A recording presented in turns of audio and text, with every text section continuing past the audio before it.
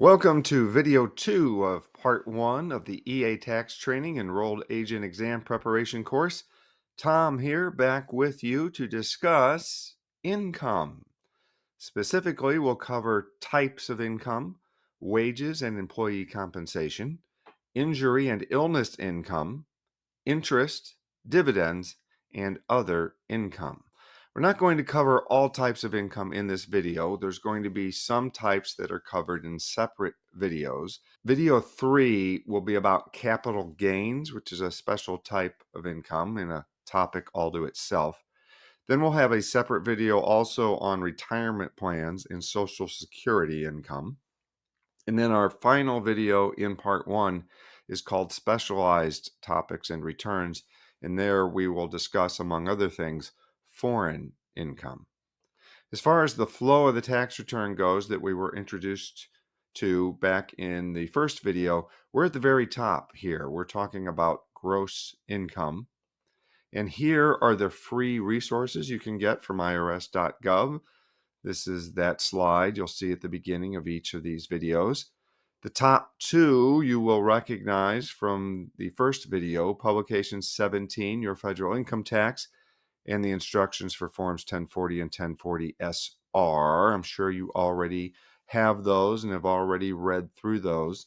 The rest of these publications are ones that are related to topics that we will be covering in this particular video. So let's get started with types of income. This is going to be some definitions. So when you hear these terms throughout this course, you'll understand what the IRS means. So first is very basic, taxable versus non-taxable income. Taxable income must always be reported, even if you don't get a 1099 or a K-1 or a W-2 or any other kind of form. If you receive taxable income, you must report it on your tax return. Non-taxable income usually does not have to be reported. There's some exceptions to that. We'll talk about those as we go through the course, but usually it does not have to be reported. So that begs the question, is this income that I have taxable? And the general answer is yes, it is, unless it is specifically excluded by law.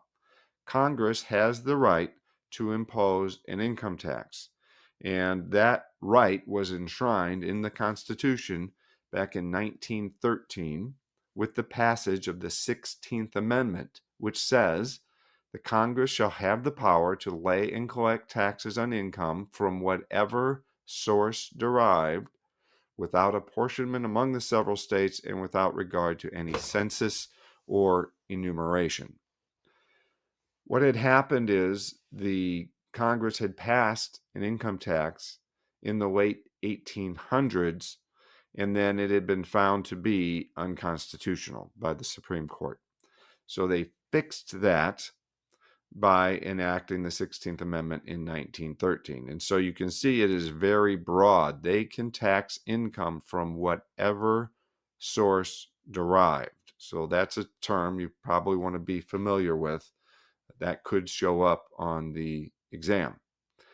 And as the slide indicates, this includes both illegally obtained income as well as legal income. You're probably familiar with the case of Al Capone, the famous gangster back in the 1900s during the Prohibition times. He was thought to be responsible for all kinds of crimes up to and including murder and gun running. And of course, he was producing and selling alcohol during Prohibition. So he's a well-known gangster. They couldn't prove any of those other crimes, but what they could prove was that he had not paid taxes on his income. So that's what he ended up going to prison for. And you will see that a lot of cases, even these days, drug dealers and other criminals that they can't prove their primary, if you will, crime, they are able to prove that they received income and they didn't pay tax on it. And so they can sometimes get them in prison that way rather than through a traditional prosecution for their other crimes. Next definition is earned versus unearned income. And we actually touched on this in the first video, but we'll go over it again. Earned income is from working or performing services, such as wages, salaries, tips, professional fees, or self-employment income. We saw when we were talking about who has to file a return back in the first video, that when they're looking at your gross income and whether or not it's included in earned income, scholarship money was considered earned income for that purpose as well. Unearned income is income that is not directly from current work or performance of services, such as interest, dividends, capital gains, retirement income, life insurance proceeds. So it's not from current work. So obviously, retirement income, you get it because you worked, but it's from work that you did in previous years, not from work that you did in this current year. So earned income versus unearned income. And remember, earned income is subject to Social Security and Medicare tax, and unearned income is not. The way to remember that is, I'm sure you've had the experience when you got your first job and you got your first paycheck, and your paycheck wasn't as much as you thought it should be. And so you looked at the little pay stub and it showed that you had this withholding. First of all, there's likely withholding for income tax, but there was also this withholding for FICA, FICA, and Medicare. That's Social Security and Medicare. FICA is Federal Insurance Contribution Act. And so that is withheld from your paycheck. Obviously, your paycheck is earned income. So that's how you can remember that Social Security and Medicare are due on income that is earned, not on income that is unearned. The next type of income is investment income. It is sometimes called portfolio income in the tax law. This is interest, dividends, capital gains, rents, and royalties. And you can see there on the screen, interest and dividends are reported on Schedule B of Form 1040. Capital gains, which we'll talk about in the next video, are reported on Schedule D, and rents and royalties are reported on Schedule E. And you can get much more detail about investment income in publication 550. Next, let's distinguish between active and passive income. Active income is generated by an activity engaged in for profit in which you materially participate. And material participation means you are involved in the operation of the activity on a regular, continuous, and substantial basis.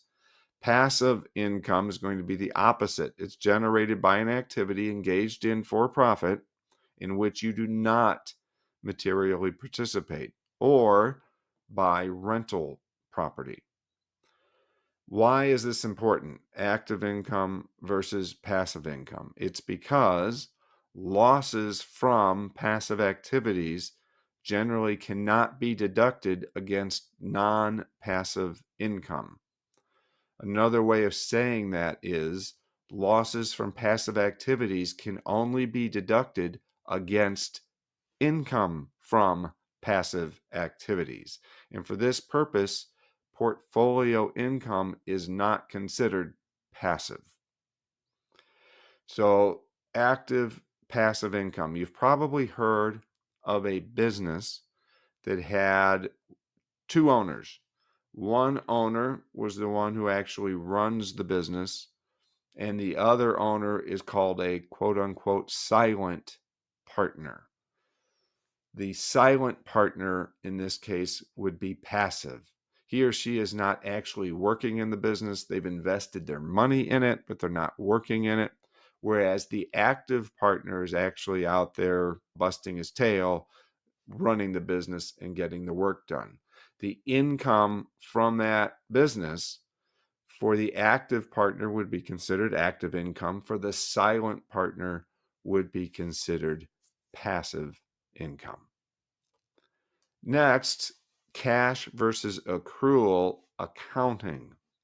This is important because in individual taxation, we as individuals are on what's called the cash method of accounting. The cash method means that income is recognized when it is received and expenses are recognized when they are paid.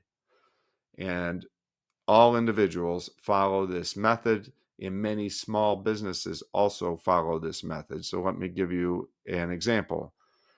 You earn money by working in December of 2023. Let's say in the last 2 weeks of December 2023, you work at a job and you earn money, but your company doesn't actually issue the paycheck for that period until the first week of January in 2024. That income is income in 2024, not in 2023. Yes, you did earn it in 2023, but they didn't issue the check until 2024. So you received it in 2024. So it's taxable in 2024 because you are on the cash method of accounting. Similarly, with expenses, if you have a mortgage payment due in December of 2023, but you're late, you don't pay it until January of 2024, that is a mortgage interest deduction in 2024, not in 2023. With the accrual method of accounting, income is recognized when earned rather than when it is actually received, and expenses are recognized when incurred rather than when actually paid. So if you were on the accrual method and you earned that income in the last 2 weeks of December of 2023, even though you didn't get your check until 2024, you would include your income in 2023. But of course, you're not on the accrual method because you're an individual taxpayer. You're on the cash method. So that's not the way it works, but that's how the accrual method works. Many businesses are on this method. All the large, like Fortune 500 companies and everything, they're all on the accrual method. And it is technically the quote unquote correct method of accounting for business purposes. When you go to college and you learn accounting and take accounting courses, it is the accrual method that you are primarily dealing with. So the thing to remember for our purposes for part one of the exam is that we're all on the cash method. So what counts is going to be when you receive the money. That's when you recognize the income. And when you pay the expense, that's when you recognize the expense. There's one large exception to this. It's really on the expense side, but we'll go ahead and address it now since we're talking about this issue. That is credit cards. If you pay an amount on a credit card, it is considered paid as soon as you charge it on the credit card, even though you may not pay the actual credit card itself off until a different period. So maybe you charge an expense in December of 2023, but you don't pay the credit card off until January of 2024. That is still considered an expense in 2023. So paying with credit card is considered being the same as paying with cash for tax purposes. Next topic, constructive receipt of income. So sometimes people hear this description of cash accounting and they say, oh, I've got a great idea. I'm just going to wait and not cash that check that somebody gave me until next month. So they gave me a check for some work that I did for them in December. I'll just wait, deposit it in January, and then that way I don't have to pay taxes on it until next year. But unfortunately, the IRS has already thought of that, so you can't do that. This is where constructive receipt comes in. You constructively receive income when it is credited to your account or set apart in any way that makes it available to you. So someone writes you a check and gives it to you, it is available to you. You don't need to have physical possession of it. So a couple of examples. Your employer prepares a paycheck for you on December 29th of 2023, but you don't pick it up and deposit it in the bank until January 2nd of 2024. That is considered received and income in 2023. Second example, per a court order, your employer garnishes $100 from your paycheck to be handed over to the court. You constructively received that $100. You say, but I never actually saw it. I never got it. It went to the court. Doesn't matter. The IRS considers that what actually happened was your employer gave you $100. You turned around and gave the court the $100 per that court order. They're just skipping the middleman and it's going straight from your employer to the court. So you constructively received that $100.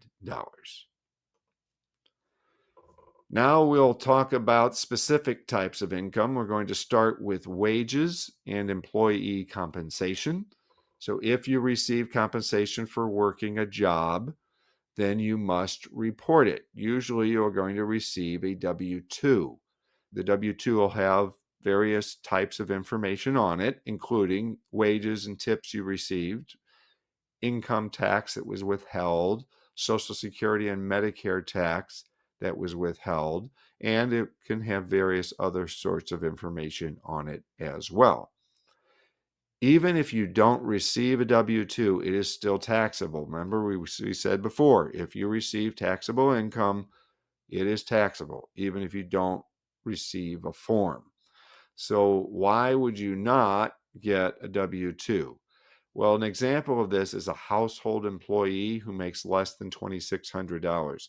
If someone works for a private individual in their home, such as a nanny or a caregiver for an elderly person or a housekeeper, sometimes that person is considered an employee and they get a W-2. But the way the rules work, which we'll talk about in detail in another video, is that employer does not have to issue a W-2 for any household employee who makes less than $2,600.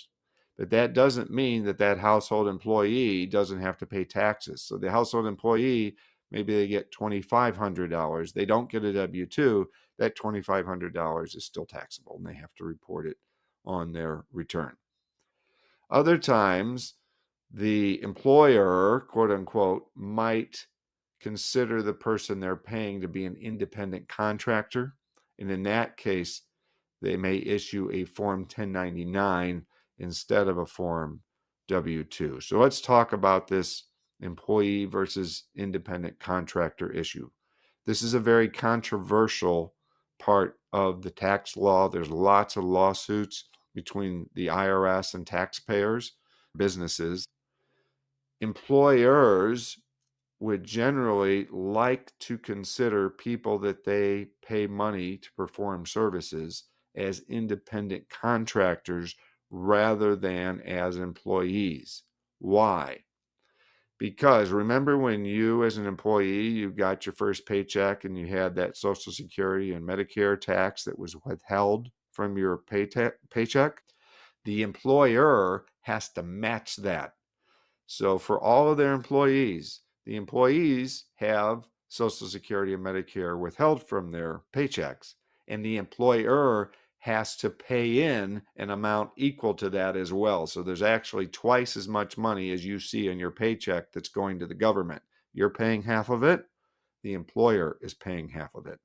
So you can see that can get very expensive for the employer. So those are called payroll taxes. There's also unemployment tax that the employer will have to pay as well. So these employment taxes, payroll taxes, can add up very quickly. So lots of times employers will say, no, that's not an employee. They're an independent contractor. That way they don't have to pay those payroll taxes.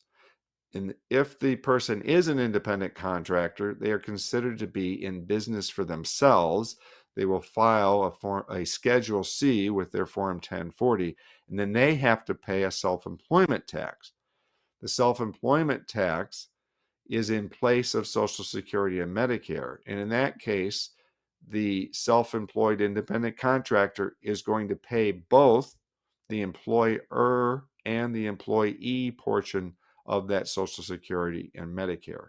So if they were an employee getting a W-2, they'd only have to pay half as much. Whereas if they are an independent contractor, they have to pay the amount that they would have to pay as an employee plus the amount that the employer would be paying. So the employee, in this case, the one making the payments, the employer, is paying no payroll taxes, and the one receiving the payments, the independent contractor, is paying twice as much in Social Security and Medicare. So you can see why this gets sticky and controversial and why it ends up in court a lot. We will cover this in more detail in part 2 of this course when we discuss business taxes. For now, for purposes of part 1, just make a simple assumption. That is, if the person receives a W-2, they're an employee. If they receive a 1099 for the services that they provided, then they are an independent contractor. What type of 1099 might they receive? Usually they will receive a 1099 NEC, which stands for non-employee compensation. This came back into use in 2020. It had been used in the 1980s, then had gone out of favor, and the IRS said, no, we shouldn't use that anymore. We should use this 1099 miscellaneous. But starting in 2020, they brought the 1099 NEC back.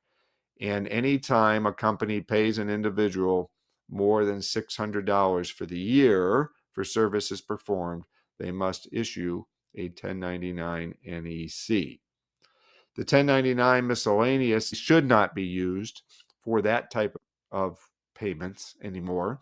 It's usually used nowadays for rent, and then there are some other things that it's used for as well. And again, it's for payments of more than $600. So this is if a business is renting office space or warehouse space, and if they pay more than $600 in a year to their landlord, they have to issue that landlord a 1099 miscellaneous as long as certain conditions are met that are not relevant to this course. There is a third type of 1099 that is a newer type. It's called a 1099K. This is for payments from credit card processors and online apps. So if you have a business and you accept credit cards, then you're going to be getting money from that credit card processor. So you take the credit card from the customer, it gets processed, and then that bank or credit card processor will take out a little fee, and then they will give you as the business owner what is left.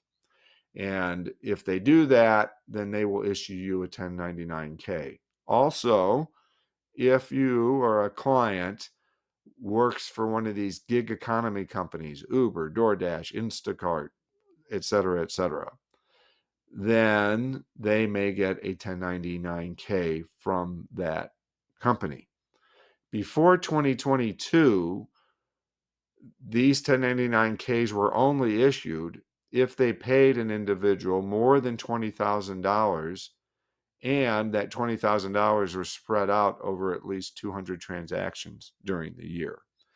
So they didn't have to issue a lot of 1099Ks. Like most of these gig economy people were not making that kind of money, and so they weren't not getting a 1099K. But in 2022 and for 2023, the IRS changed the rules technically, and they said we're going to make it $600, just like we do for the other 1099s. But there was such backlash and uproar and people writing their congressmen, and then the congressmen and the senators were complaining to the IRS because they were hearing it from their constituents. And so the IRS backed off, and they did not implement this for 2022 or 2023. What they're going to do instead is phase it in. So starting in 2024, it's going to go to $5,000. So instead of $20,000 and instead of $600, they're going to compromise, and they're going to say if they pay someone more than $5,000 in 2024, then they're going to have to issue a 1099K. I'm going to guess that for the 2024 EA exam, which covers the 2023 tax year, probably not going to get any questions on this just because of the confusion surrounding the issue. A person should not be getting both a 1099 NEC and a 1099K for the same income. It can happen by mistake. So if you're doing returns, you want to make sure that you're not double counting the income, but they should not be getting two 1099s for the same income. For any kind of 1099, sometimes they'll make a mistake. They'll issue one end of January, early February. Then later, sometime they'll realize they made a mistake and they will send a corrected 1099.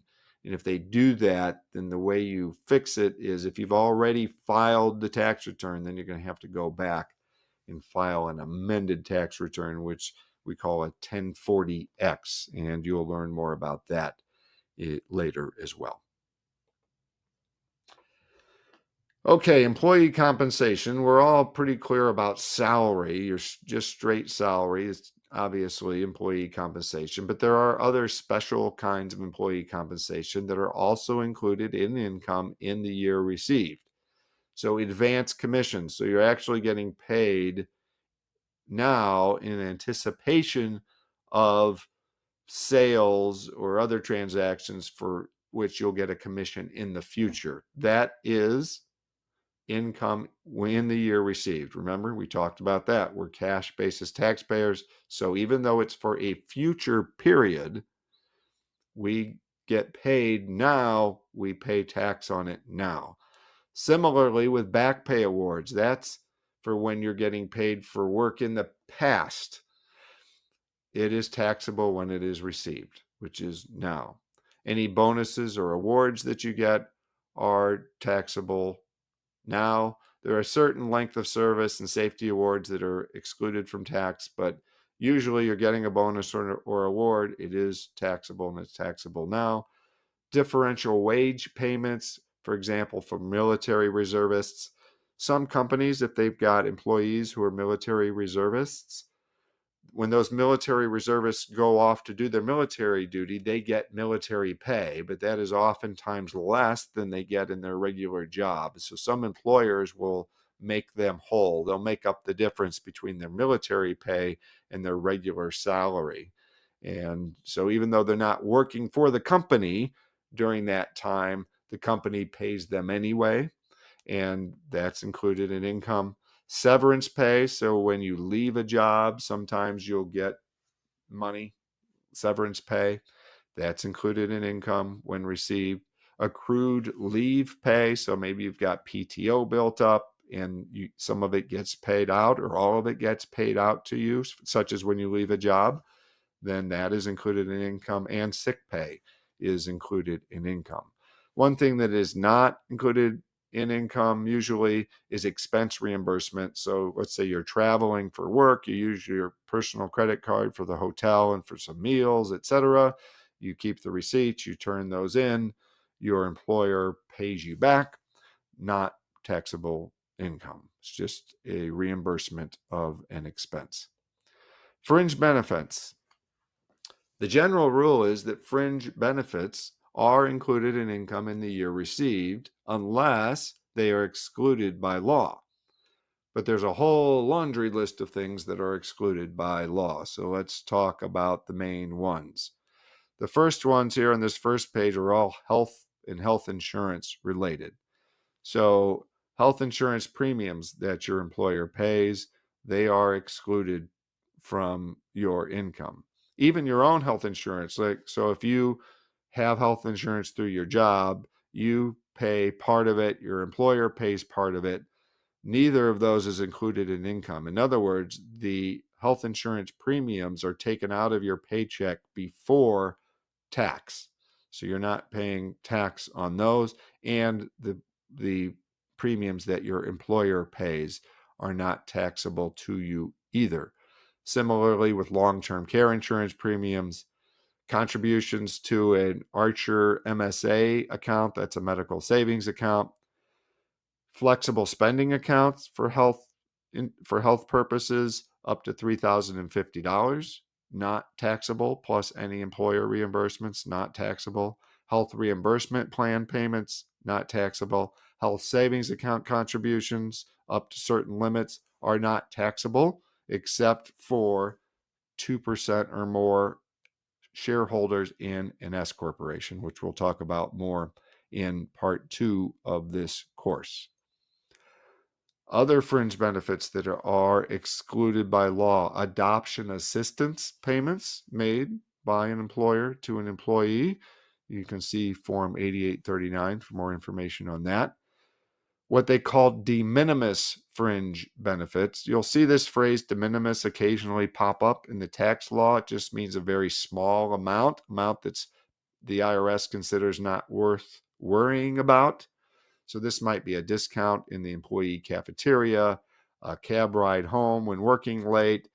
Also things like if you use the copy machine at your work and that your employer allows you to use it for small amounts of copying, that would not be included in income. So very small benefits that you might receive. Non-cash holiday gifts of nominal value, such as the stereotypical turkey or ham that's given out at Christmas time. Educational assistance up to $5,250 as long as it meets certain guidelines. It is not included in income. And now some companies are also paying off student loans for employees. And so up to $5,250 of that per year, not included in income. Group term life insurance that an employer provides up to $50,000 is not included. For any amounts over $50,000, then that would be on your W-2, and there's a formula that the employer uses to figure out how much to put on your W-2. And there are still more fringe benefits that are excluded. Retirement planning services that are provided by a qualified retirement plan. So maybe you've got a 401k plan at work, and the company that operates the 401k plan offers retirement planning services, not included in your income. However, you do not get to exclude things like tax preparation, accounting services, or legal or brokerage services. Those would be included in your income. And then finally, qualified transportation benefit. And you're going to want to remember this for the exam. Remember this $300 amount. So there's 3 types of items up to $300 per month.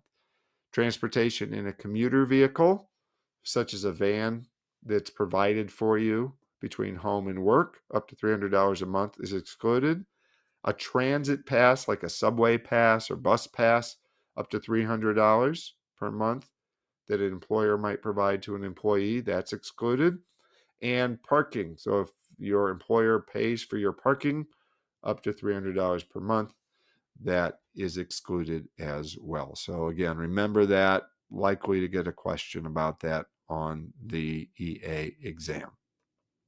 Retirement plan contributions. We have a whole video where we're going to talk about IRAs and other retirement plans.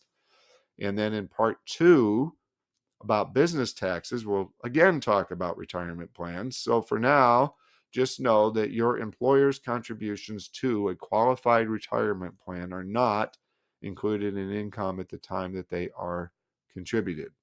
So if you've got like a 401k or 403b plan at work and your employer makes contributions on your behalf to that plan, not included in income. If the plan is not a qualified plan, and again, you'll learn all about that later. For now, just take it as it is.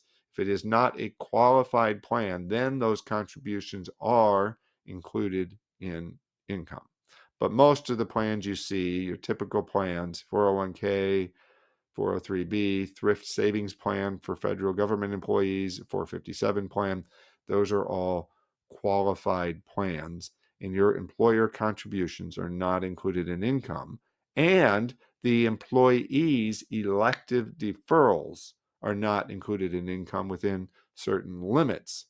So this is the amount that you have withheld from your paycheck to go into your 401k plan. Those amounts come out pre-tax, and they are not subject to income tax. Now, this is not true of a Roth plan. A Roth 401k plan or 403b plan is different. You'll learn about that when we talk about traditional versus Roth IRAs. Your contributions as the employee do not come out pre-tax, but your employer contributions are still free from income tax, even in a Roth type of plan. Incentive stock options. Sometimes employers will give to their employees as a form of compensation stock options. This allows the employee to purchase stock at a set price. And the idea here is that the employee will be incentivized to do a really good job for the company so that the company's stock price goes up. Because if the company's stock price goes up, the employee has this option to buy the stock at a price that was set in the past. So you might receive this stock option in 2023, and you might be able to exercise the stock option. Let's say you may have to wait 1 year or more to exercise the stock option. So you're hoping that a year later in 2024 that your company's stock price has gone way up because you can still buy that stock at the price that it was a year ago. So that's an incentive stock option. So if it is a statutory incentive stock option or ISO, you do not have to report any income until you actually sell that stock. So let's say you get the stock option in 2023, you exercise that option and buy the stock in 2024, you still don't have to pay any tax on it yet until you actually sell that stock.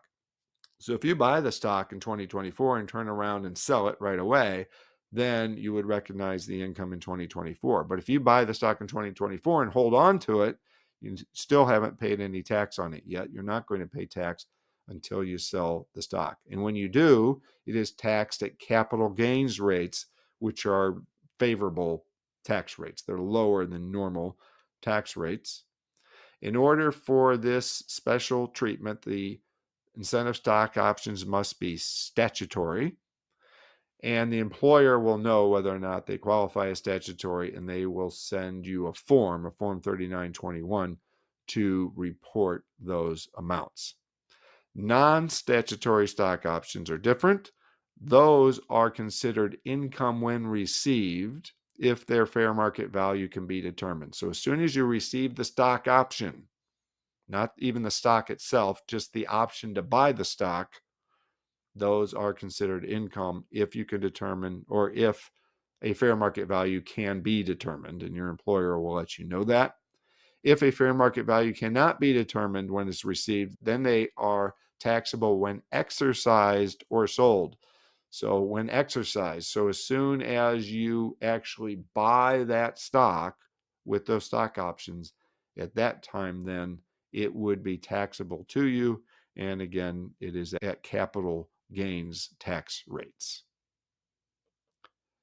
Special rules for members of the clergy. Clergy report their salary just like everyone else for income tax purposes. They are considered employees for income tax purposes, but they are considered self-employed for self-employment tax. So they will get a paycheck from their employer, like a church or synagogue or other institution, but there will not be Social Security and Medicare withheld. Instead, the clergy member will file a Form SE for self-employment tax, and they will pay self-employment tax on that income. So they'll get a W-2, and there will be income tax withheld from that, but then they will also file a Form SE as if they were self-employed, and they will pay their Social Security and Medicare tax through that, only they're paying twice as much. Remember, we talked about self-employment tax is both the employer's and the employees portion of the Social Security and Medicare tax. Now, they can request from the IRS an exemption from this treatment so that they can have Social Security and Medicare tax withheld. So that is allowed to happen. The clergy person must also have FICA withheld for any services they're performing that are not considered ministerial duties. So if they're doing something that's not really part of their job as a minister, then they would have Social Security withheld. Also, clergy members must include in their income any offerings and fees that they receive for performing marriages or baptisms or funerals or masses, etc. So sometimes the people for whom they are performing these services will pay them money directly. That is income. They have to report that income. And of course, they would pay self-employment tax on that income as well as income tax on that income. That is, unless those offerings are made directly to the religious institution. So if they make the check out to the church or the temple or the synagogue, then the clergy person does not have to include it in their income. But if it's made out to, or it's cash given to the clergy person, then they do have to include it in their income. If they then turn around and give those earnings back to the religious institution, they still include it in their income, but they can take a charitable contribution deduction for the amount that they give. If they have a pension or a retirement plan and they get income from that, then it's treated like anyone else, treated like any other type of pension. Housing for members of the clergy. You do not include in the income the fair market value of housing, including utilities, provided by the church for income tax purposes. Not included. That includes a housing allowance. Now, that housing or allowance must be reasonable based on the services provided, and the value is included for self-employment tax purposes. So you don't have to pay income tax on the amount of housing provided, but you do still pay self-employment tax on the value of that housing. For more information, you can see publication 517. What about members of religious orders? This would be like nuns and monks. They take a vow of poverty, and if they do, all of their income is turned over to the order to which they belong. If they are working for the order or an institution associated with the order, then you do not include that salary in their income because it's going to go straight back to the order. So it's like they never got it. So you do not include it in income. But if they work for an unrelated third party, then you do include the salary and income just like a member of the clergy. So let's say the members of a particular religious orders, they're nuns and they are nurses. And they work for a hospital that is not part of their order. It's a different hospital. And they receive a salary for doing that. In that case, they have to include that salary in their income, even though they turned it all over to that religious order. If they were working as a nurse in a hospital that was run by their order, they would not have to include that salary in their income. That is the distinction. Foreign employer. So this is for people who are working in the United States. If they are working for a foreign government or an international organization, so this is not for a foreign corporation. This is for a foreign government or international organization, like a charitable type of organization. If the person is a U.S. citizen, then they include their salary and income, just like always. They also have to pay self-employment tax, even though they're not self-employed. Why? Because a foreign government or international organization is not required to withhold Social Security or Medicare tax from the salary of their employees. So they're not going to withhold those taxes, even if the person is a U.S. citizen. Therefore, that U.S. citizen still has to pay those taxes, and they have to pay the employer's share along with the employee's share. So they have to pay the self-employment tax. If it is a non-citizen who works for one of these international organizations, then their income is not taxable at all.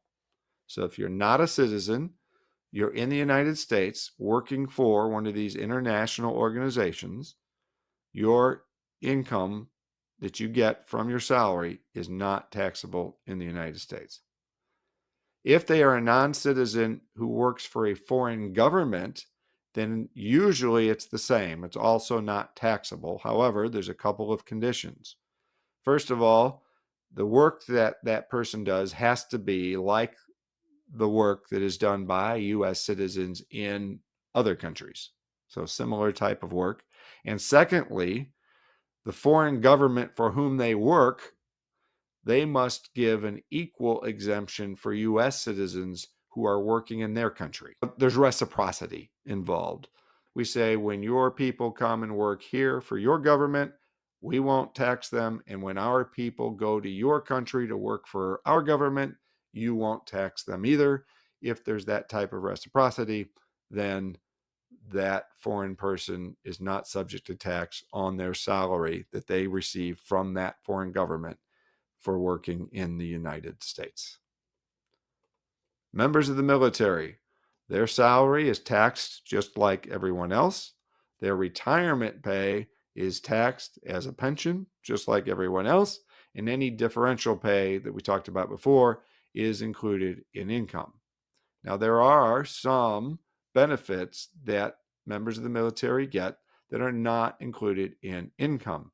Any education, training, and subsistence allowances that they are provided, not included in income. Disability compensation for a work-related or military-related disability, not included in income. Grants that they get because they are disabled, such as homes designed for wheelchairs or motor vehicles for veterans who have lost sight or limbs, not included in income. Veterans insurance proceeds and dividends, including endowment policies paid before death, not included in income. Interest on insurance proceeds that are on deposit with the Veterans Administration, not included in income. Dependent care assistance benefits that they get as part of their employment, not included. Death gratuity paid to a survivor, not included. Compensation under a work therapy program, and bonuses for working in a combat zone, not included in income. Other types of workers in different situations, specifically volunteers. Don't spend a lot of time on this, but the Peace Corps, their living allowances for housing, utilities, etc., are excluded from income. There are some things that if they get allowances that cover things like domestic help, laundry, entertainment, those would be included.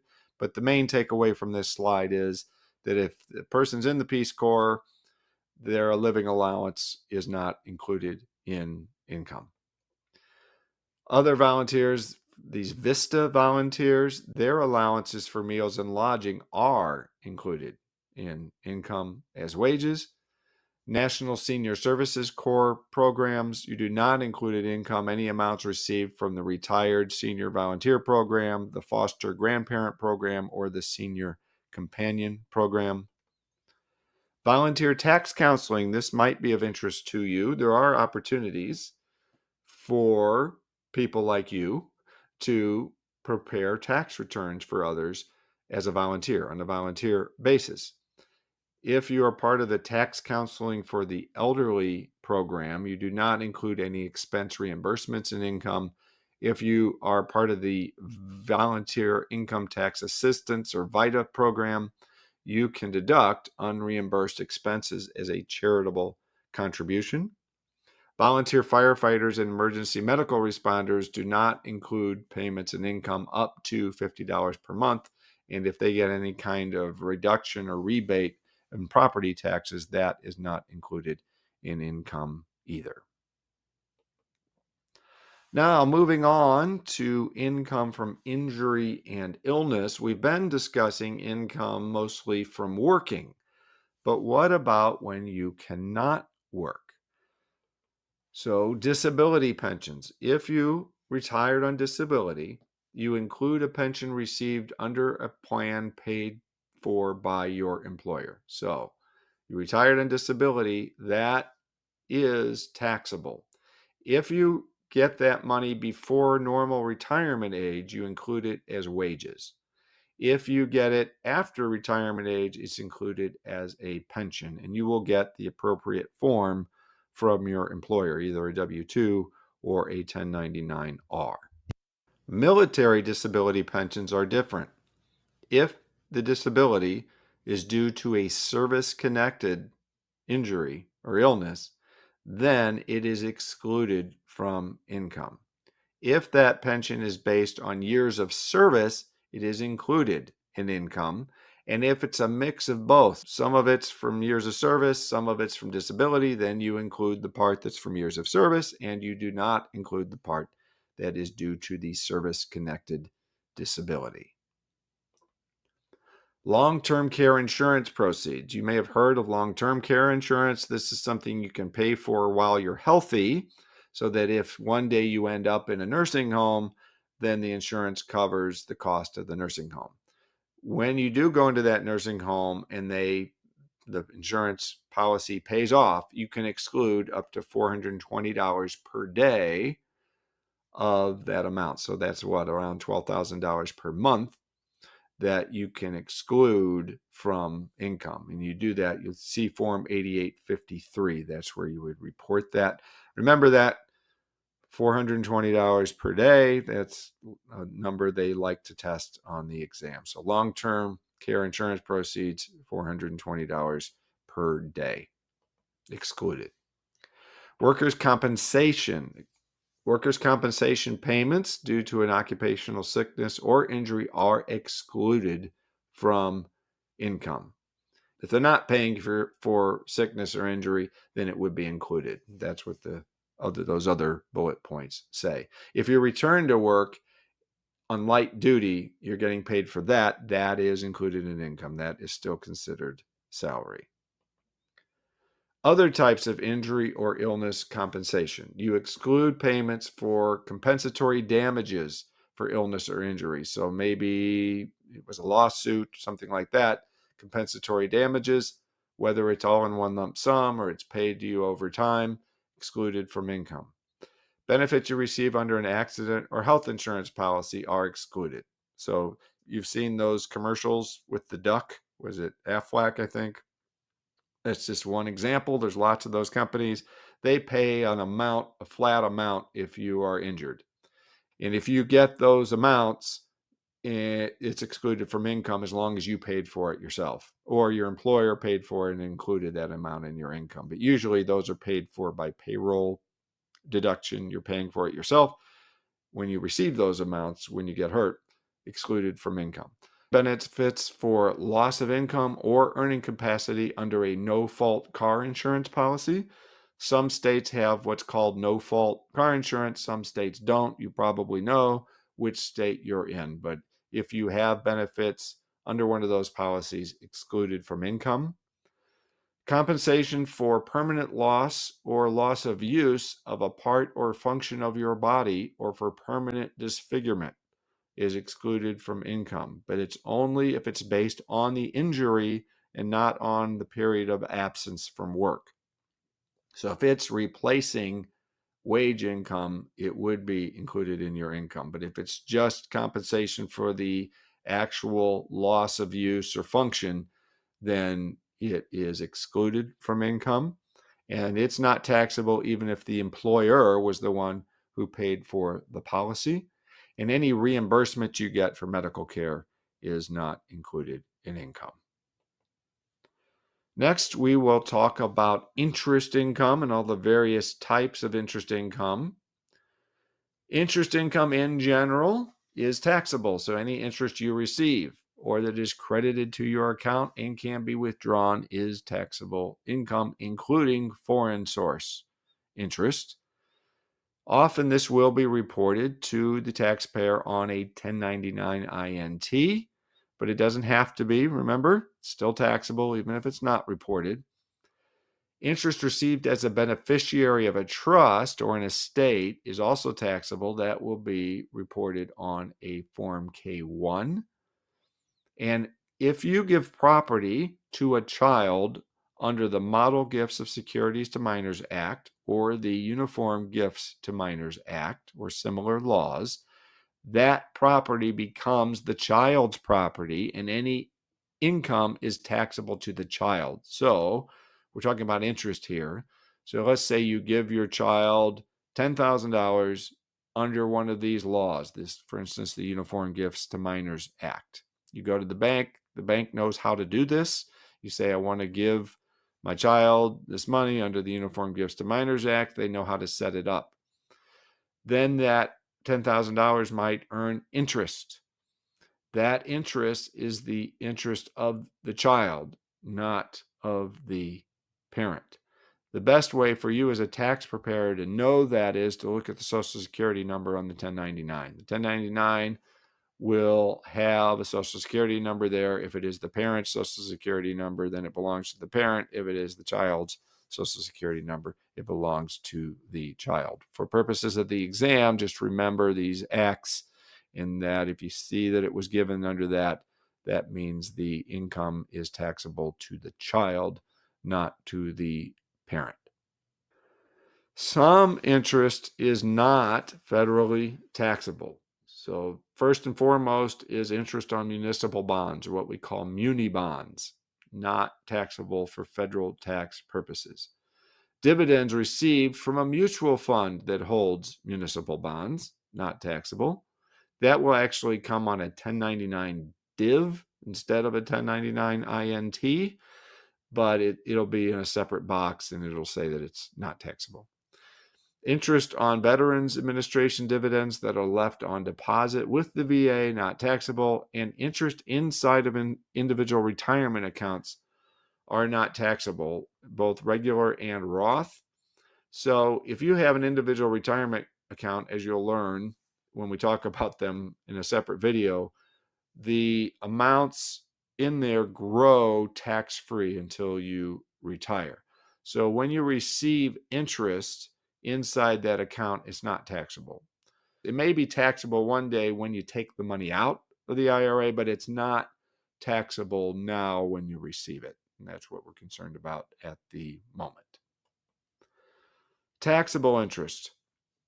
Interest from banks, loans that you make to other people, and any other sources are going to be taxable unless they're on that list of tax-exempt interest.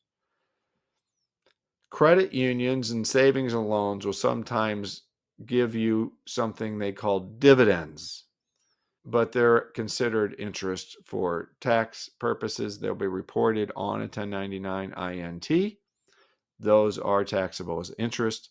Dividends that come from money market mutual funds and other mutual funds are dividends, and they'll be taxed as dividends, and they'll be put on a 1099 DIV for dividends. Interest on certificates of deposit are taxable when received or when available without a substantial penalty. So the way a certificate of deposit works is you go into a bank or a credit union or a savings and loan, and you give them an amount of money. They're going to keep that money for a certain period of time. It can be a number of months or even years. So let's say you have a 2-year certificate of deposit. You give the bank $10,000 for 2 years. So what happens is that's going to earn a certain interest rate. And after 2 years, that certificate of deposit or CD, that will mature, which means the 2 years is up. And then they will pay you back your $10,000 plus the amount of interest that they promised you. So that interest would be taxable when you receive it. What makes CDs a little unique is that you cannot just go get the money whenever you want. If you give it to them for 2 years, then they're going to keep the money for 2 years. Usually you can get the money back if you really need it, but if you do, you're going to pay for it. You're going to pay a penalty.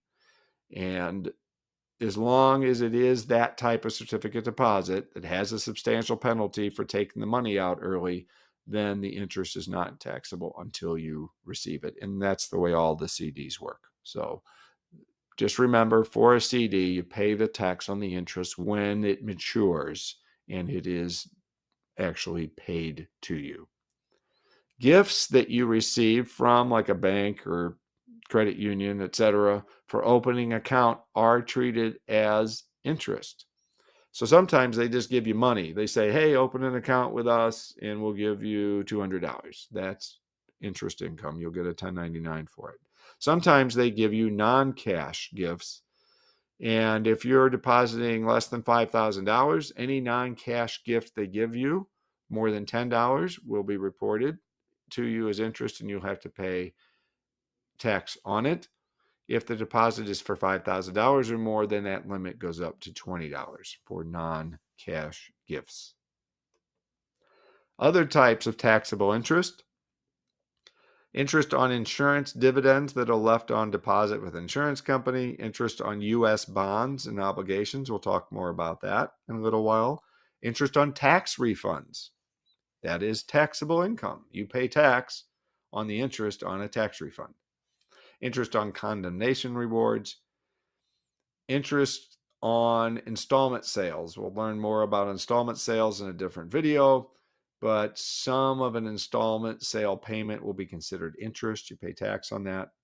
Interest on an annuity contract. Interest on frozen deposits. So you may have a bank failure, and then the FDIC steps in and everybody's deposits are frozen for a while. You can't get to your money. But in the meantime, that money may be earning interest. When you finally receive that interest, when the deposits become unfrozen, then that is interest income to you. Below market loans. If you lend for no interest or little interest and you meet other requirements like minimum amounts, if it's a very small loan, it's not going to apply. But if you make a substantial loan to somebody for no interest, you may have to impute interest in line with market interest rates. Impute means you have to act like you got the money, the interest, even though you didn't. So you'd have to say, in reality, I charge no interest. However, I have to pretend like I was charging a market interest rate, and therefore I have to pretend like I actually received interest on that loan, and you have to report that as income. That's to prevent family members basically from lending money, quote unquote, lending money between each other and never having to pay it back and never having to pay any interest. That's what that is designed for. U.S. savings bonds, generally interest from bonds is included in income in the year received. Series HH bonds pay interest twice a year, plus there's a deferred portion that's paid later. Whenever it's received, it is taxable. Series EE and I bonds, the interest pays when the bonds are redeemed. They're sold at a discount, and a difference between the purchase price and the redemption price is interest. So, for example, you could have a bond, a Series EE bond, that has a $1,000 face value. When they are issued, maybe it'll be sold for, I'm just making up a number, but it might be $800. So that $200 discount, when you redeem the bond, how many ever years from now, you paid $800 for it. When you redeem it, you're going to get $1,000. That $200 difference is interest income in the year that you redeem the bond.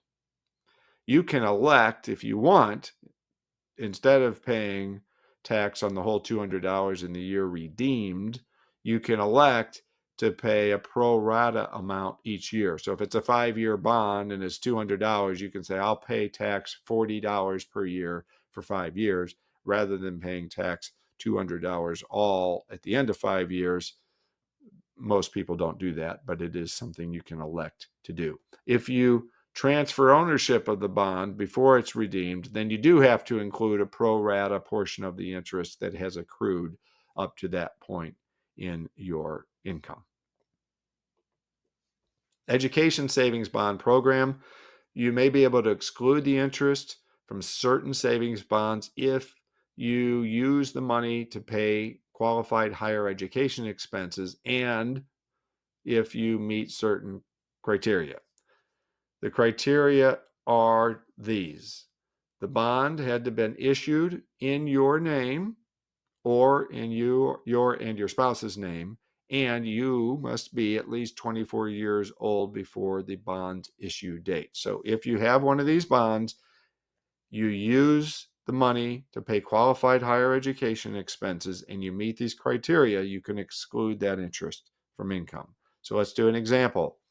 Bob bought a Series EE bond in 1997 when he was 30 and had the bond issued in the name of his daughter, Emily, who was 2 years old at the time. The bond was redeemed in 2023, and the proceeds were used to pay for Emily's college costs. In this case, neither Bob nor Emily qualify for the exclusion. Why not? Well, whose name was the bond issued in? It was issued in Emily's name. Was Emily at least 24 years old on the bond's issue date? No, she was only 2 years old. So even though she's older than 24 when the bond was redeemed, she was not 24 when it was issued. What should Bob have done if he wanted this to be excludable? If he had been thinking ahead? He would have had those bonds issued in his name or in the name of him and his wife. But because he issued it in his daughter's name, they do not get to exclude the income from those bonds. Emily has to pay tax on the interest. U.S. Treasury bills, notes, and bonds. Interest is taxable for federal income tax purposes. So this is going to be tested on the exam. You'll get a question about this. Interest on U.S. Treasury bills, notes, and bonds is taxable. Sometimes people get confused because they hear about municipal bonds that we already touched on and we're going to talk about in more detail next. So they'll remember that municipal bond interest is not taxable and they'll think that that's the same thing as U.S. Treasury bill interest, and it's not. United States government securities, the interest from those is subject to federal income tax, but it is not subject to state and local income tax. Municipal bonds, the interest is not subject to federal income tax and may or may not be subject to state and local income tax. If U.S. Treasury bills, notes, and bonds are sold in between interest dates, then the seller has to treat part of the sales price as interest income. So in other words, for the amount of time that the seller owned the bond, they do have to report the interest. Even if they didn't receive the interest, they have to compute how much of the interest that's going to be paid belongs to them, and they have to report that much of the sales proceeds as interest income. And then the buyer does not have to include that much. When they actually receive the interest, they do not have to include the part that belonged to the seller.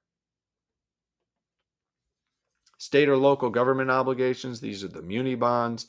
Interest on these bonds is not taxable for federal tax purposes. It's usually also not taxable in the state where it is issued, but it is possible to live in one state and own municipal bonds from a different state. So then you're just going to have to see what your state tax law is. That may or may not be taxable for state tax purposes. But the EA exam does not cover state taxes, so you don't have to worry about it. What you need to worry about is federal taxes. And for federal tax purposes, interest on municipal bonds is not included in income. Also, interest on bonds issued by Indian tribes is not taxable as long as those bonds were issued after 1982, which by now probably all of them are. issued or reissued since 1982. If you have to file a tax return, then you still must report this interest. So even though the interest is not taxable, you still report it if you are otherwise required to file an income tax return. Interest on life insurance proceeds. Life insurance proceeds themselves are generally not taxable, but if you receive those proceeds in installments, you're probably getting some interest, and the interest portion is taxable. If you buy an annuity with those life insurance proceeds, that annuity is taxed as like a pension rather than as interest. Original issue discount. When a debt instrument, such as a bond, is issued at one price and the redemption price is higher, this is considered original issue discount. Original issue discount is generally considered interest and must be paid as it accrues each year, even though no interest is actually received. So we talked about a similar concept when we were talking about the U.S. Treasury bonds. Remember, we said you had $1,000 face value bond, you pay $800 for it. When you redeem it, you receive $1,000, and the $200 difference is interest in the year you redeem the bond. This is similar, except original issue discount does not apply to U.S. Treasury bonds. And so what happens with original issue discount is instead of paying the tax at the time you redeem the bond on that whole $200, you have to pay each year. So if it's a 5-year bond, you have to pay tax on $40 of interest in each of those 5 years. And that's exactly what this example is. Company issues a zero coupon bond. Zero coupon means it doesn't pay interest, but it has an issue price of $800. The face value is $1,000. Will be paid in 5 years. So there's $200 of original issue discount. And instead of recognizing that at the end, like you do on a treasury bond, you have to recognize it pro rata, $40 a year for each of the 5 years. Original issue discount does not apply to tax-exempt obligations, U.S. savings bonds, like we talked about, short-term debt instruments with a maturity of less than 1 year, because what's the point? It's less than a year, so you just include all of the income whenever it is redeemed. Loans between individuals usually does not apply to as long as the total loans between those individuals is not more than $10,000 and a couple of these other conditions are met. And any debt instrument purchased at a premium, which means it's being purchased at higher than face value, original issue discount would not apply to that. If you have original issue discount, usually you're going to get a 1099 OID as long as the amount of the original issue discount is $10 or more. You'll receive that 1099. Of course, you have to report it even if it's less than $10, unless you meet this exception. The de minimis OID exception, there's that word, de minimis, that just means small. You can ignore the original issue discount if it is less than 1/4% of the stated redemption price at maturity multiplied by the number of full years from the date of original issue to maturity. So for example, Roberto bought a 10-year bond with a stated redemption price at maturity of $1,000, issued at $980. So it has original issue discount of $20. $1,000 times 1/4% times 10 years equals $25. Therefore, since the amount of the OID is $20, and that's less than this de minimis calculation of $25, the OID is ignored. It's treated as zero. If Roberto holds the bond all the way to maturity, at that point, when he cashes it in, he'll recognize the $20, but he'll recognize it as capital gain rather than as interest. Reporting interest income. Where do you report it on your tax return? It goes on line 2B of Form 1040. Sometimes you also have to complete Schedule B, which details out the sources of the interest. You have to file Schedule B if any of the following apply. I'm not going to go through all of these. I'm just going to highlight a couple of them. First one is if you have taxable interest and dividends combined of greater than $1,500. You're going to want to remember that. More than $1,500 of interest, then you have to file a Schedule B. More than $1,500 of dividends, you have to file a Schedule B. More than $1,500 of interest and dividends, you have to file a Schedule B. And you can see the other ones listed. Let's go all the way down to the bottom one. I'll highlight that one. If you received a distribution directly or indirectly from a foreign account, the IRS is very leery of foreign accounts, as we'll talk about later. And so if you see anything about a foreign account, you should assume that, yes, it has to be reported. And the same is true here. Even if you don't have $1,500 worth, if you get a distribution from a foreign account, then you need to file Schedule B. Moving on now to dividends, dividend income. First, what is a dividend? Usually, it's a distribution from a corporation to its stockholders or a mutual fund to its owners. So typically what you think about of a dividend is you own stock of a publicly traded company, and that company earns money by operating their business. You are an owner, you're a stockholder. That means you're an owner of the company. So it is your right, privilege to share in the profits of that corporation. And the way they share those profits is by distributing that income in the form of dividends. So that's what a dividend is. These dividends will be reported to you on a Form 1099 div. A mutual fund, you notice the mutual fund is noted there. What a mutual fund does is it pools the money of lots of different individuals.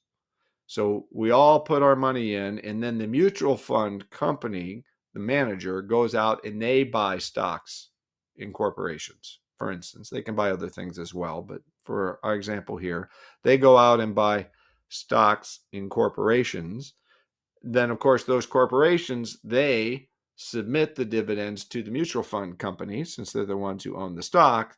And then you, since you are one of the owners of the mutual fund company will then distribute those dividends out to you. So it's the same idea. You'll get a 1099 DIV. You can also potentially get dividends reported to you on some K1s from partnerships and S corporations. You report dividends on Schedule B, same one we use for interest income, and all the same rules apply if it's more than $1,500. Or if you received a dividend as a nominee for someone else, such as a child or someone that you are caring for, then even if it's not $1,500, you would still use Schedule B. Most dividends are what they call ordinary dividends, and they are taxed at ordinary income tax rates. You should assume that dividends are ordinary unless they are reported to you as being quote unquote qualified dividends. Qualified dividends are taxed at lower capital gains tax rates. They must be paid by a U.S. corporation or a qualified foreign corporation. They cannot be of a type that is deemed not qualified. And there's a holding period of the stock that must be met in order for them to be qualified dividends. So what is a dividend that is deemed to be not qualified? What's on this list? Capital gain distributions, dividends that really are interest, such as those paid by credit unions or mutual savings banks. Those are actually interest, so they're not qualified dividends. Dividends from tax-exempt organizations or farmers' cooperatives, not qualified. Dividends from shares paid on an ESOP, an employee stock ownership plan, not qualified. Dividends on any share of stock to the extent you are obligated to make related payments for positions in substantially similar or related parties. So if you're getting dividends on the stock, but you are required to turn around and use that money to buy similar stock or property, then that is not a qualified dividend. Payments that are made in lieu of dividends that you know or have reason to know are not qualified. And any payment that's shown on a 1099 dividend as qualified, if it's from a foreign corporation and you know or have reason to know that it is not qualified, would not be a qualified dividend. What about this holding period that we talked about?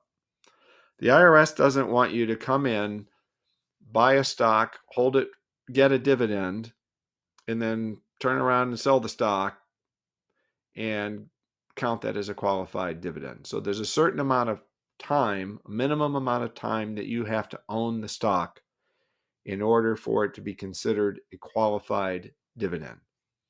Most of the time, we'll be dealing with the top bullet point here. There's a 120-day period that begins 60 days before what's called the ex-dividend date and ends 60 days after the ex-dividend date. So that's 120 days plus the ex-dividend date itself. That's 121 days. You must hold the stock for more than 60 of those 121 days. So 60 days before the ex-dividend date, 60 days after the ex-dividend date. You have to hold sometime during that. It can be before the ex-dividend date or after the ex-dividend date, but sometime during that period, you must own the stock for more than 60 days. What is the ex-dividend date? That is the first date following the declaration of a dividend on which the buyer of a stock is not entitled to receive the next dividend payment. So corporations will come out and announce a dividend, and they will say, anybody who buys the stock after such and such a date will not be entitled to receive this dividend. Only people who already own the stock on that date will get the dividend. So that's what the ex-dividend date is.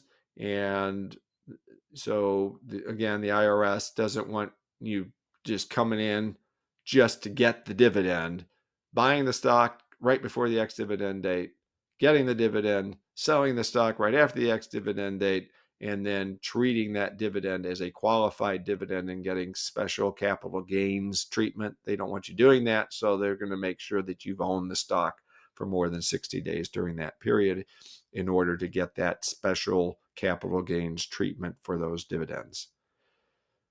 Certain preferred stock, if it's preferred stock and the dividend is for a period of more than 366 days.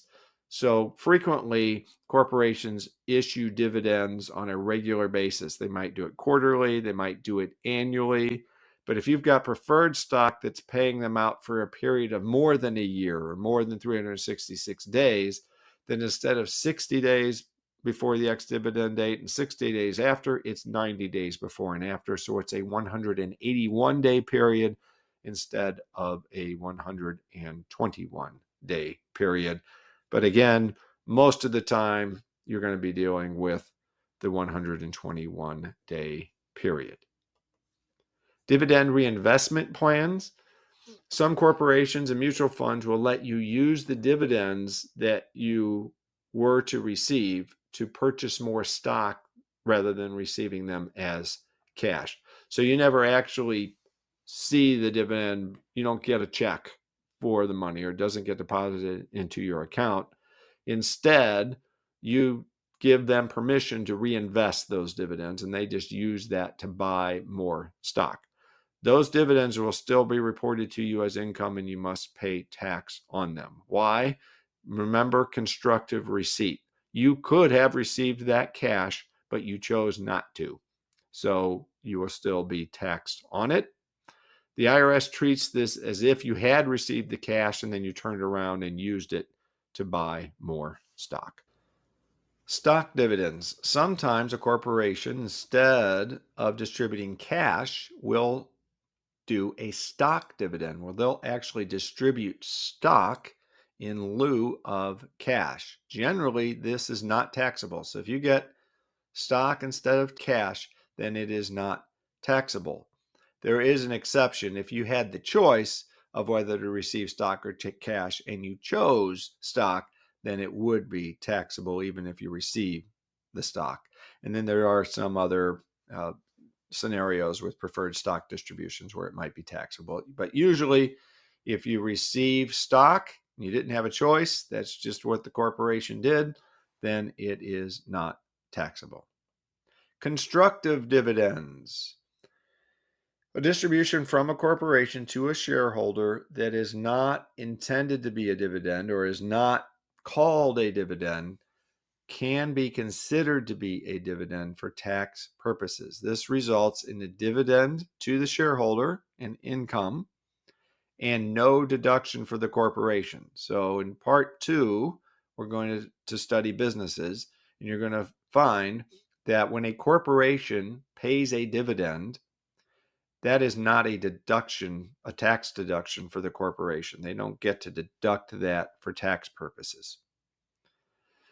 So, and that becomes important when we're talking about constructive dividends. But the income is income to the shareholder who receives that dividend. So, some examples. If the corporation pays the personal expenses of an owner, this is usually going to be a closely held, not a public corporation. So if they pay the personal expenses of an owner, like they pay with a business check or credit card, well, a company is not allowed to deduct expenses that are not business expenses. And obviously, the personal expenses of the owner are not business expenses. So what will happen is, let's say the company uses a business check to pay the personal expenses of the owner. Rather than deducting that as a business expense, that would be reclassified as a dividend, not deductible by the corporation, and the owner would then have dividend income equal to the amount of those personal expenses that were paid on his behalf. Similarly, corporate property that is owned by the company but used for personal purposes.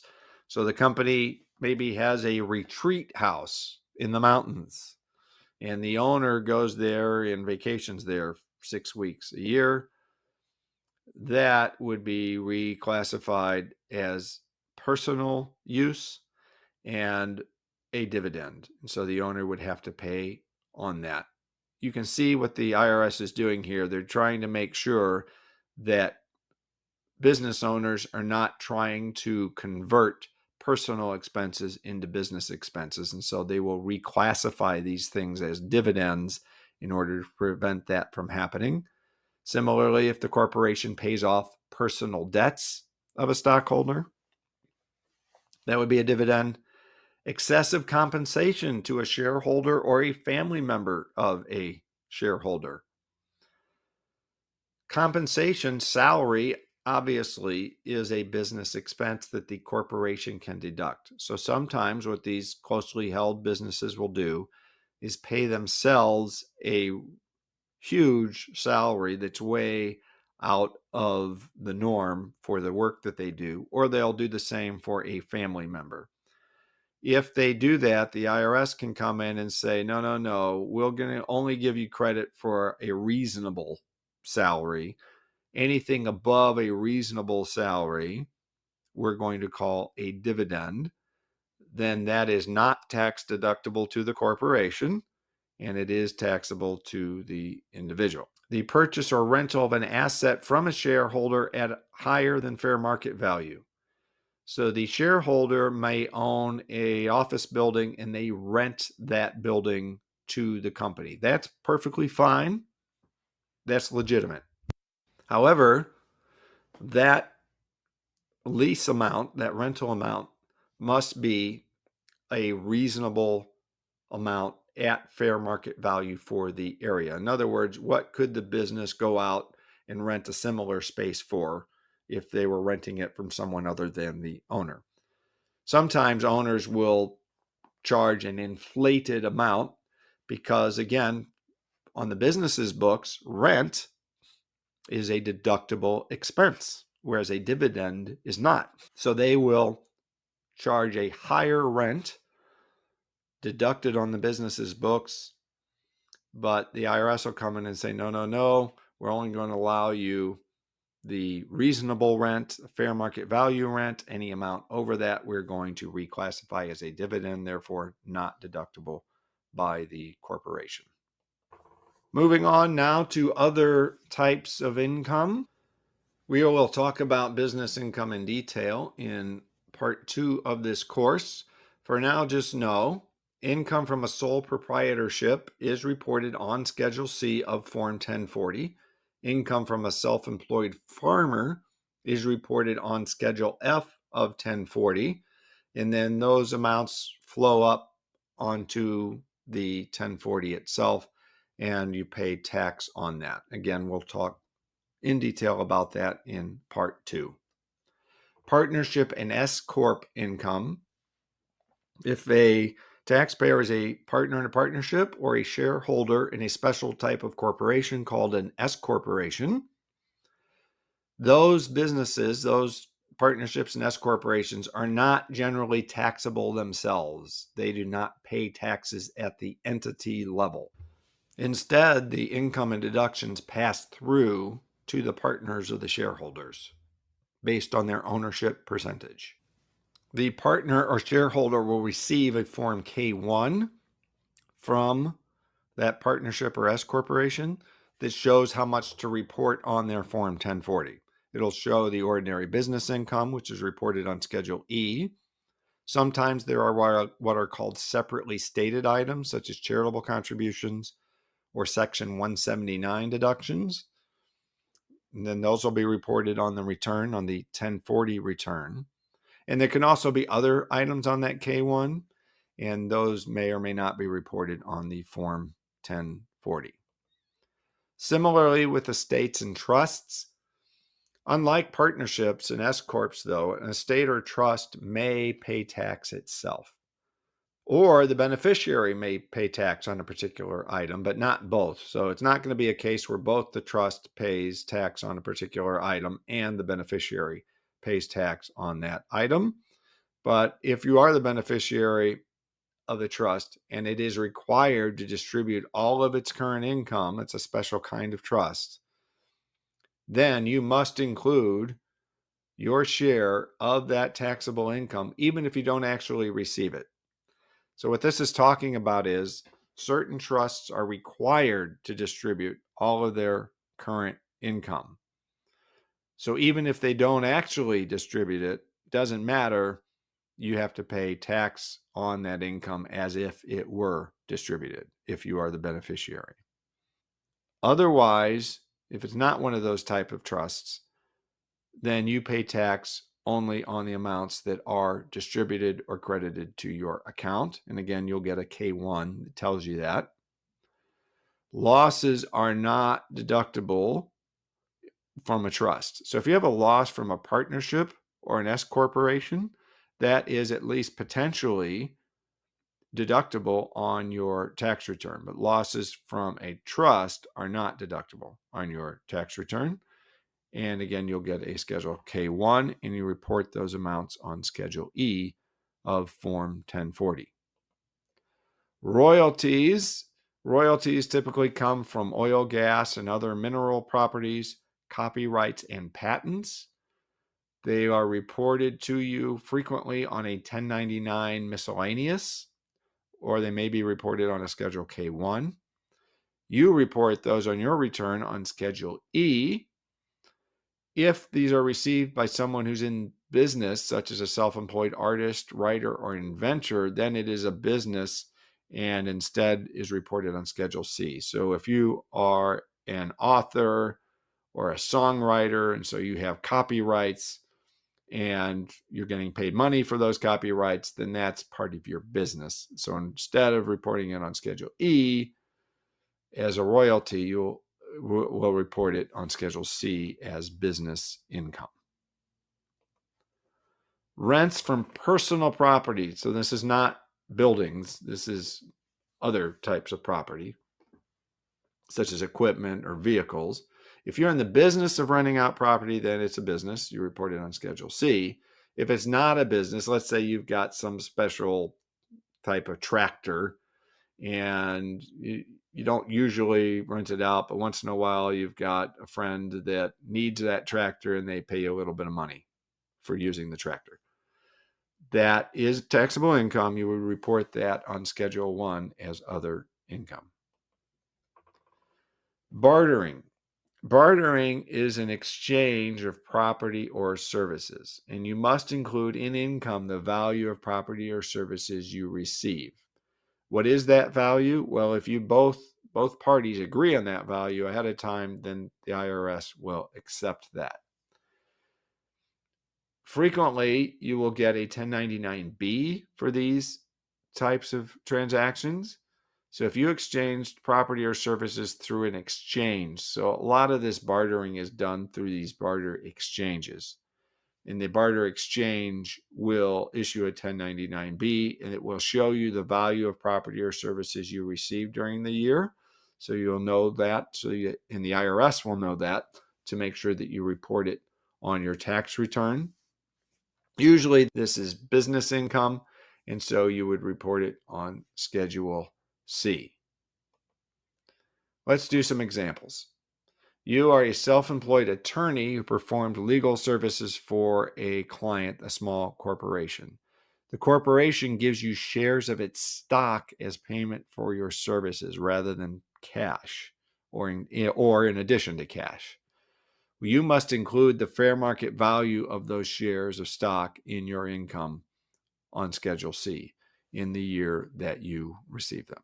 That's one example of bartering. Another one, you're self-employed and the member of a barter club. The club uses credit units as a means of exchange. It adds credit units when you provide goods or services to other members, and then you can use those credits or services to purchase goods or services from other members of the club. The club subtracts credit units when you receive goods or services from other members. You must include in your income the value of all credit units that are added to your account, even if you don't actually use them. So you get the credit unit, you may not have used it yet, but you are able to use it. Remember, constructive receipt. Therefore, you have to include it in your income in the year it is received. Debt cancellation. If you have a debt and it is forgiven other than as a gift, usually you must include it in income as debt cancellation income. If it is a non-business debt, then you report it on Schedule 1. If it is a business debt, you report it on Schedule C.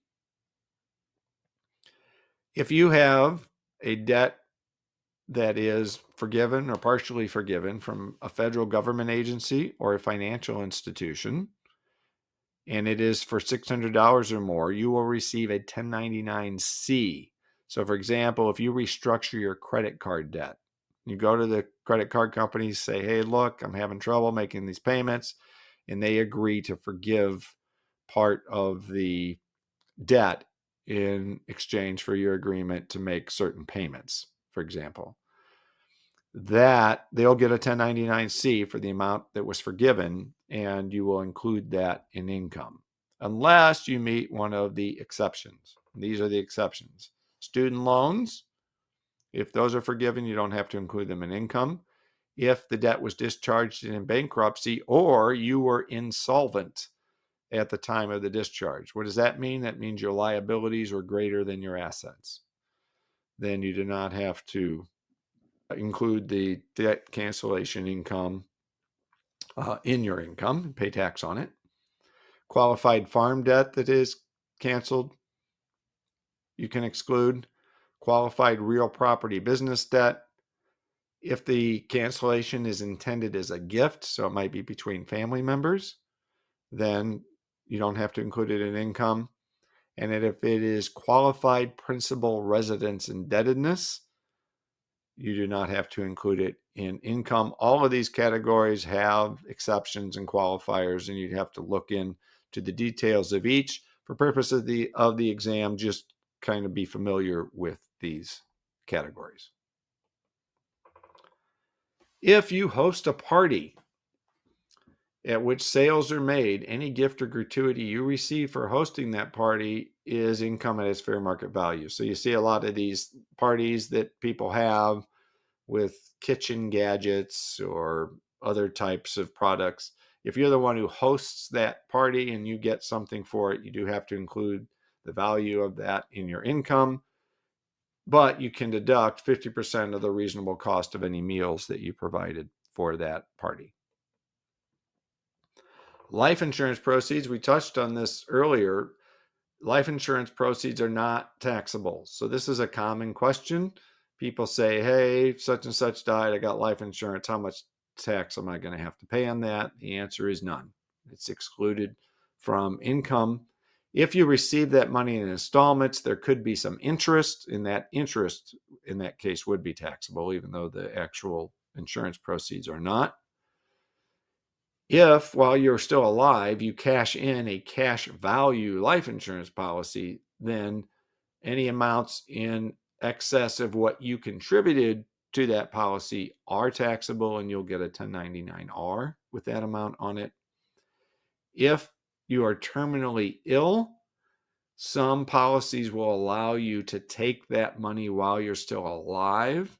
So if that is the case, then it is generally excluded from income as well. You've got to be able to prove it and all of that. You can't just declare yourself terminally ill. Recoveries. A recovery is a return of an amount that you deducted or took a credit for in an earlier year. And now you're getting the money back. So you deducted it one year, you get the money back in another year. That is income. So most commonly, this is refunds, reimbursements, and rebates of itemized deductions. You could also have recoveries for non-itemized deductions, such as payments on previously deducted bad debts and recoveries of items for which you previously claimed a tax credit. If the payment and recovery happened in the same year, then you don't have to worry about it. You don't have to report it. Let's do a couple of examples. In 2022, you itemized deductions, including state income tax payments of $8,000. In April of 2023, you prepared your 2022 state income tax return, and as a result, received a state income tax refund of $500. You have $500 of taxable income in 2023. Does that make sense?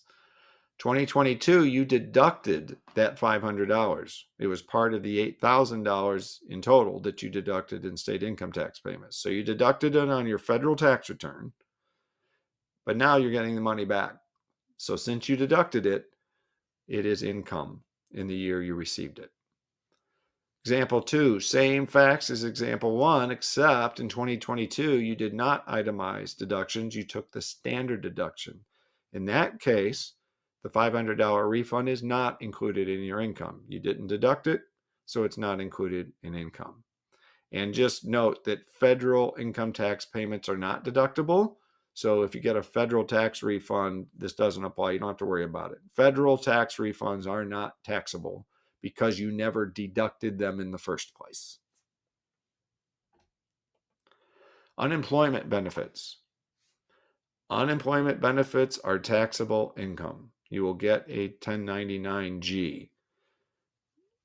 You may remember during the COVID-19 pandemic, there was an exception for the year 2020. In that year, you could exclude, I think it was $10,200, if I remember right, of unemployment benefits that were received in 2020. You could exclude from income, but that was an exception for that 1 year only. So for 2023, which is what you're being tested on, unemployment benefits are fully taxable. Welfare and other public assistance, government payments received based on need are not taxable, not included in income. If those payments are for compensation for services performed, then they are included in income. If they are fraudulently received, so if somebody's scamming the welfare system, then they are taxable. If you are in a federally declared disaster area and you get some sort of payment as compensation for that, that is not included in income. Hobby income. We'll go more into hobby versus small business in part 2, but for now, just assume it's a hobby. If you have a hobby and you happen to make some income from it, that income is taxable income. And you can only take deductions or expenses of that hobby. You can only take those deductions if you itemize. Now, in my opinion, this is really not fair because the standard deduction these days is so high that the majority of taxpayers do not itemize anymore. But if you've got income from a hobby, you have to report the income, but you're not allowed to subtract the expenses that you use to create that income unless you happen to itemize, which most people don't. So it doesn't seem fair to me. However, you're not going to be tested on what Tom thinks is fair. You are going to be tested on what the rules are, and this is what the rules are. Include the income. Do not take the deductions unless you itemize. So here's an example.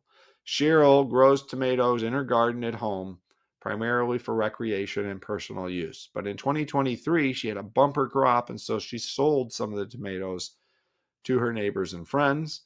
That income that she received is taxable as other income. Since Cheryl takes the standard deduction, no expenses involved in growing or selling the tomatoes are deductible. Alimony, or it's also called spousal support. For any divorce that was entered into or modified after 2018, so starting in 2019, alimony is not included in income, and it is not deductible by the one who pays it. For older divorces prior to 2019, so in 2018 or sooner, if that divorce agreement provided for alimony, spousal support, then it is included in the income of the recipient and it is deductible by the one who paid it. Child support is never included in income. It's never deductible. It doesn't matter when the divorce was. And for more information on this, you can see publication 504. And so just remember that, remember the 2018-19 year, and that for any more recent divorces, alimony and child support not deductible and not included in income of the one who received it. Court awards and damages. Whether or not a court award is taxable depends on what it's for. If it is to compensate the person for a physical injury or sickness, then it is not taxable. This includes emotional distress that is due to the physical injury or illness. If the compensation is for anything else other than physical injury or illness, then it is taxable, and that includes emotional distress that is not related to a physical injury or illness. It also includes things like lost wages, punitive damages, breach of contract, etc. Gambling winnings. This is going to be very similar to the hobby income we talked about before. Losses can only be deducted if you itemized, and then they can only be deducted up to the amount of gambling income. In other words, you can't show a gambling loss. You also include amounts received from lotteries and raffles. Non-cash items are included in income at their fair market value.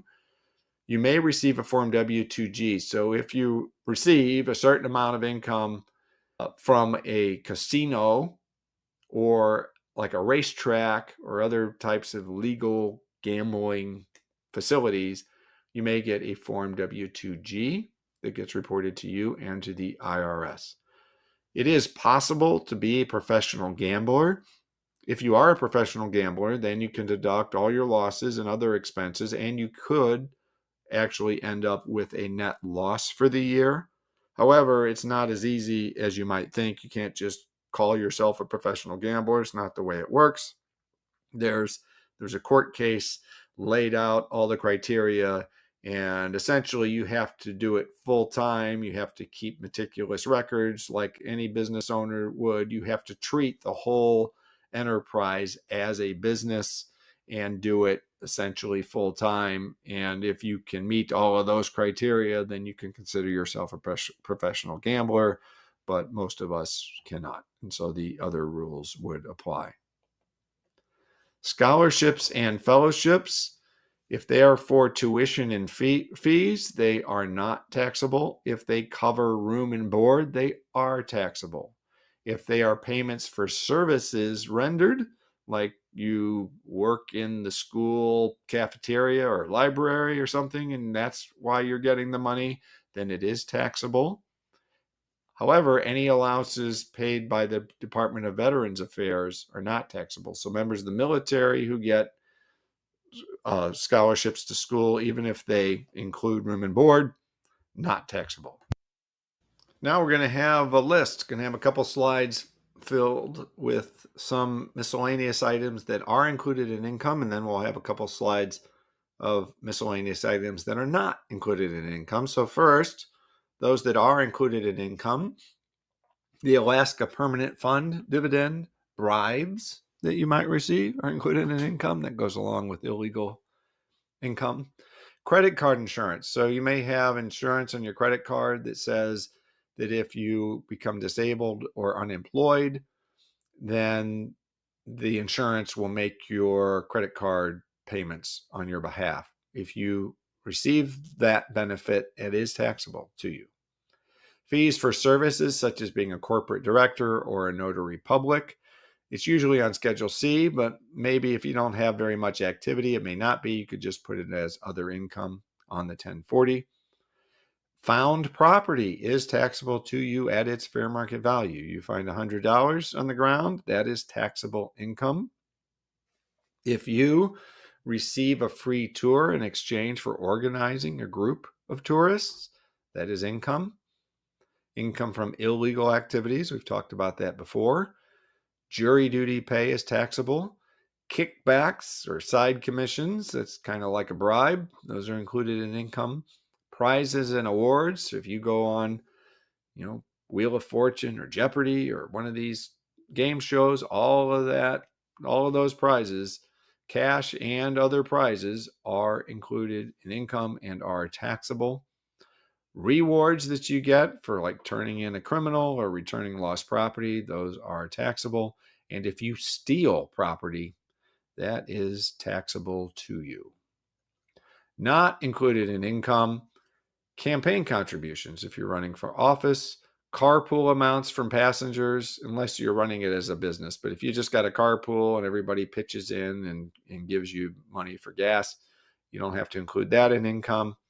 Cash rebates from purchases. So you buy it, send in the rebate, get the money back. That's just considered like a reduction in the purchase price. It's not income. Casualty insurance or other reimbursements. You get hail damage on your car and you get a check from the insurance company, not included in income. Child support payments, we talked about that, not included in income. Down payment assistance you might get on your home from various organizations that do that, not included in income.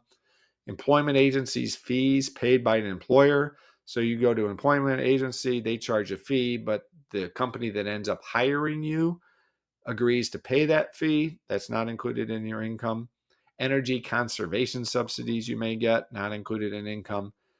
Payments received for being a foster care provider, you don't have to include. Gifts and inheritances, not included in income. Utility rebates that you receive, not income. And payments from qualified tuition programs such as Section 529 plans that are used for qualified educational expenses are not included in income. Last topic in this video, net operating loss or NOL. A net operating loss is when losses from a business, rental property, casualty, and theft, or deductible moving expenses are greater than income for the year. So usually this results from a business, that you have a net operating loss, which means your expenses exceeded your income. When you compute that net operating loss, you do not include capital losses that are in excess of capital gains. You don't include something called a Section 1202 exclusion, which you'll learn more about in the next video. You don't include non-business deductions that exceed non-business income. You don't include any NOL deduction. So you may have had an NOL carried forward from a previous year, but you don't include that to determine this year's NOL. You don't include the qualified business income deduction, and you don't include this domestic production activities deduction. So that's how you compute the NOL. It's just essentially, it's your business expenses in excess of your business income. That is generally what creates an NOL. For any NOL that was generated after 2020, you can no longer carry it back. So it used to be you could have an operating loss this year, say in 2023, and you could carry it backwards to previous years. So you could go back, for instance, to 2022 and amend your tax return and actually get a refund of your 2022 taxes. But you can no longer do that for any newer NOLs, any NOL generated after 2020, so in 2021 or later. There is an exception. Certain farmers and certain insurance companies can carry back losses for 2 years, but nobody else can. However, NOLs can be carried forward indefinitely. So you can carry them forward forever to use to offset taxable income in future years. However, you can only offset up to 80% of taxable income in any one year. This is also a change. It used to be you could use it to offset 100% of your taxable income, but not anymore. Maximum you can offset is 80% of your taxable income.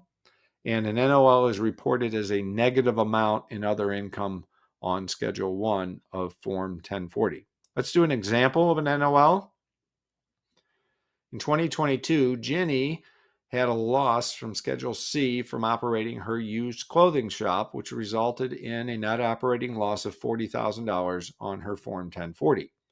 In 2023, Ginny's taxable income without regard to the NOL or the qualified business income deduction was $30,000. Ginny can take a NOL deduction of $24,000 in 2023, resulting in taxable income of $6,000 before the QBID. She can only take $24,000 because she can only take 80% of her taxable income, which was $30,000. But she has a remaining NOL to carry over to future years of $16,000, which was the original $40,000 of NOL minus the $24,000 that she used in 2023. So that's how NOLs work, and that is our final topic and the end of video 2. See you on video 3, where we'll talk about capital gains.